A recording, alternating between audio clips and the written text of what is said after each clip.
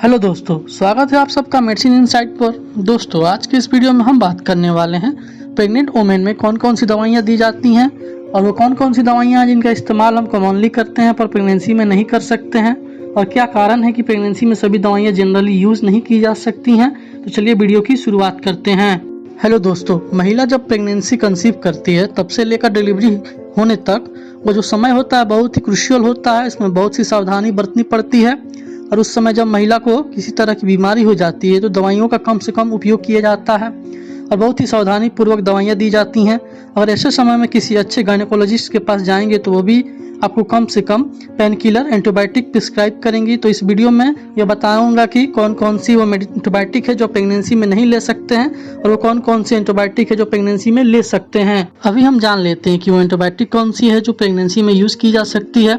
जो common antibiotic use की जाने वाली है प्रेगनेंसी में, उसमें सबसे टॉप पर आता है पेनिसिलिन जी।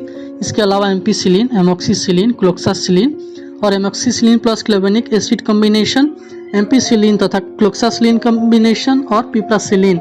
सेफालोस्प्रिन एंटीबायोटिक दोस्तों, इसमें अगर ओरल प्रिपरेशन की बात करें तो इसमें सेफेक्सिम टैबलेट, सेफोडॉक्सिम टैबलेट, सेफडिनिर टैबलेट ये सब ओरल प्रिपरेशन में आसानी से मिल जाती हैं। इसके अलावा इंजेक्टेबल फॉर्म में सेफोटैक्सिन, सेफ्ट्रायोक्सन, सेफ्टाडिजीन ये सभी दवाइयां देखने को मिल जाती हैं जो आप प्रेगनेंसी में दे सकते हैं। इसके अलावा इरिथ्रोमाइसिन टैबलेट भी प्रेगनेंसी में दी जा सकती है।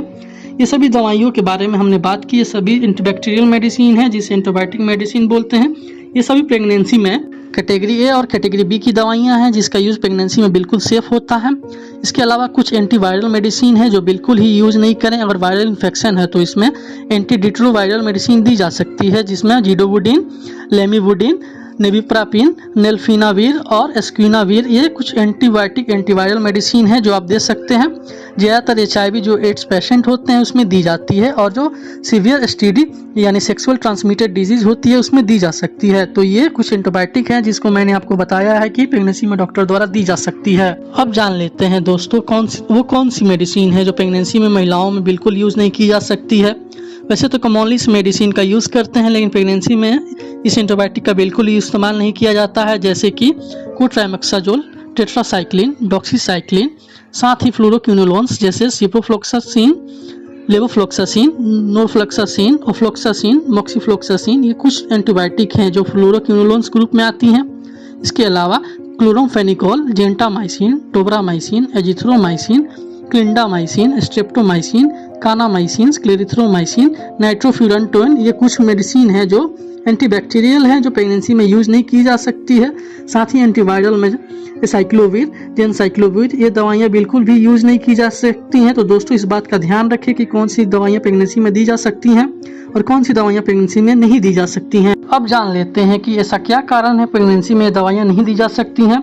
जब भी कोई दवाई मरीज लेता है तो उसके लीवर में जाकर मेटाबॉलिज्म होती है और मेटाबोलाइज होकर ब्लड में जाकर सर्कुलेट होती है। जहां पार्टिकुलर आवश्यकता होती है उस दवा की वहां वो अपना इफेक्ट दिखाती है। और जब महिला प्रेग्नेंट रहती है तो फर्टस में जो बच्चा पल रहा होता है उसे प्लेसेंटा के द्वारा मदर का ब्लड जाके उसे ग्रोथ देता है। जब भी प्रेग्नेंट महिला कोई दवा लेगी तो वो दवा उसके ब्लड सर्कुलेशन में जाके बच्चे को नुकसान पहुंचा सकता है, प्रेगनेंसी अबॉर्ट हो सकती है। इसलिए प्रेगनेंसी में अनसेफ एंटीबायोटिक का यूज़ नहीं किया जाता है। इसके अलावा प्रेगनेंसी में जब भी एंटीबायोटिक का यूज़ करते हैं वो हार्मोनल चेंजेस को डिस्टर्ब कर सकती है जिसके कारण फेटस को नुकसान पहुंच सकती है और बच्चों की ग्रोथ रुक सकती है, मिसकैरेज हो सकती है। इसीलिए कहते हैं प्रेग्नेंट महिला में बिना डॉक्टर के एडवाइस के कोई दवा नहीं दे ताकि बच्चों को कोई अनवांटेड इफेक्ट नहीं हो। दोस्तों, ये था आज का वीडियो जिसमें हमने बात की कौन कौन सी मेडिसिन प्रेगनेंसी में सेफ होती है और कौन कौन सी एंटीबायोटिक मेडिसिन प्रेगनेंसी में सेफ नहीं होती है।